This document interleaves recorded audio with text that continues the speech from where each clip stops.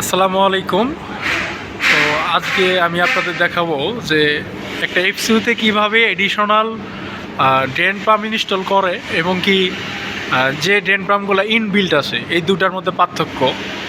তো চমৎকার বিষয় হচ্ছে, তো আমাদের এখানে দুই টাইপের মেশিন আছে ফ্যান কয়েল ইউনিট। একটা হচ্ছে 20 কিলোওয়াটের যে তুলনামূলক একটু বড় টাইপের যে হাই স্ট্যাটিক যে মেশিনটা, এই মেশিনটার যেহেতু মেশিন বড় তাহলে কনডেন্স ওয়াটারও বেশি হয়ে যাবে এখানে, এই জন্য এটা এখানে পাম্পের সাইজটা অনেক বড় হবে।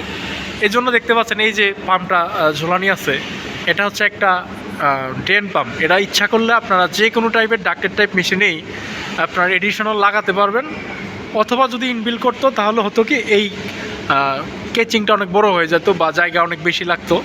এই জন্য এটা আমরা আলাদাভাবে এখানে হ্যাঙ্গিং করছি, দেখতে পাচ্ছেন। ঠিক একইভাবে এই পাশেও যে মেশিনটা আছে সেই জায়গাতেও দেখেন, এই যে আমরা এখনও একটা পাইপ কানেকশন করি নাই ড্রেন পাইপের, এই যে মেশিনটা দেখেন। তো এখানে দেখেন, তো পাশেই দেখেন আরেকটা টাইপের মেশিন আছে। এই মেশিনটা আমাদের আসলে হচ্ছে fresh air fan coil unit. Fresh air fan coil ইউনিটের এখানে দেখেন এই যে ছোট একটা পাম্প দেখা যাচ্ছে, এই যে এটা হচ্ছে একটা পাম্প। এটা আসলে আমরা যদিও এটাকে বলি ইনবিল্ট আসলে ভেতরে না, এটা বাইর সাইডে থাকে। ইচ্ছা করলে এটা খোলা যায় এবং কি লাগানো যায়। এটাও আসলে এডিশনালি বলা যায়, কিন্তু যেহেতু মেশিনের বডিতে একদম লাগানো, এই জন্য এটাকে আমরা ইনবিল্ট ড্রেন পাম্প বলি। তো দেখতে পাচ্ছেন যে আসলে দুইটা মেশিনের মধ্যে পার্থক্য। এখানে যেহেতু ছোটো টাইপের মেশিন, এটা হচ্ছে 14 কিলোওয়াটের একটা মেশিন। এই 14 কিলোওয়াট মেশিন মানে হচ্ছে 3.98 টন, যেটাকে আমরা 4 টন বলে থাকি। যেহেতু 3.98 তার মানে 4 টনের মেশিন পর্যন্ত আমরা ড্রেন পাম্পটা এইভাবে থাকে।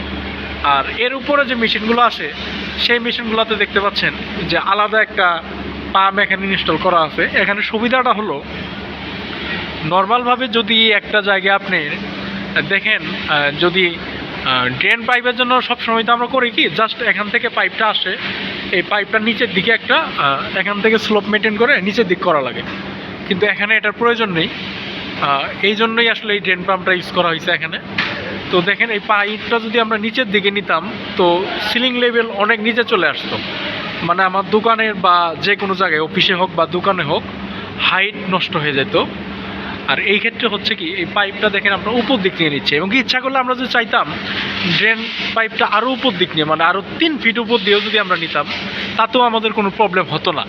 কিন্তু এখানে যেহেতু আমরা এই ট্রের উপর দিয়ে পাইপটা নিয়েছি, তারপরেও দেখেন পাইপটা এই দিক দিয়ে দুইটা পাইপ এসে এক জায়গায় কানেক্ট হওয়ার পরে তার উপর দিক থেকে ওই যে দেখেন কালো একটা পাইপ আছে, ওই পাইপের মাধ্যমে একটা ইউ আকৃতির নিয়ে, যেটাকে আমরা ইউ টেপ বলি, ইউ আকৃতির নিয়ে আমরা এই পাইপের মধ্যে কানেকশন করে ফেলছি। এছাড়াও এখানেও দেখেন একই অবস্থা।